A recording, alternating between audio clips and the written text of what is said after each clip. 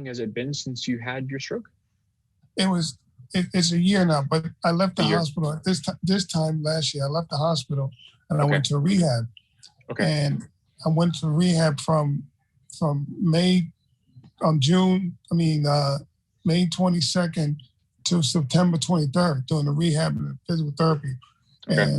And then I went to Burke Rehab. And then now I have a guy that comes to my house and he does rehab in the morning. And then I come and lay back in the bed and put the braces on. Okay.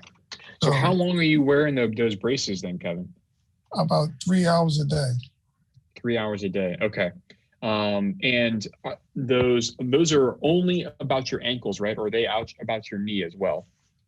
No, they only come up to my calf. Yep. And I also have split braces for my knee as well. Okay. But it's kind of hard to do them both at the same time. Yep.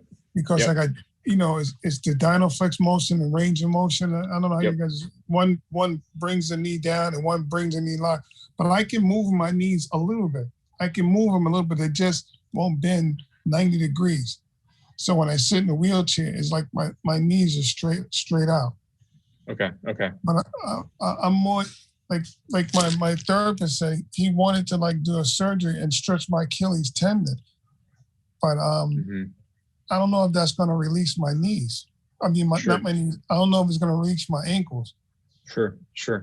Well, there's a lot of interesting things to talk about here, Kevin, and I hope we can, or I can do my best here. But I think one of the important things I want to ask you too about is with respect to kind of what you're doing right now for rehab outside of the braces. Are you doing anything at home? Yeah, rehab at home. Yeah. Okay, so you're getting the rehab at home. Okay. The guy comes in. Okay. How often is he coming in? He comes in every day. Every day. Okay, very good. So you're getting kind of an hour a day-ish right now? He's from 9 o'clock to 11 o'clock. Okay, so is it what kind of practitioner is it then? Is it a physical therapist or occupational therapist? I know the upper body is what for the upper body is what he does both. Generally OT, yeah. Okay, he does OT and he does the lower part also. So we spend an hour on the upper part, my arms, because my arms and my shoulders and everything is great. I mean, that part, everything is fine. Mm-hmm. But it's just that my lower body. Okay. And mind you, before that, I played basketball. I went to the gym, and everything was great. Okay.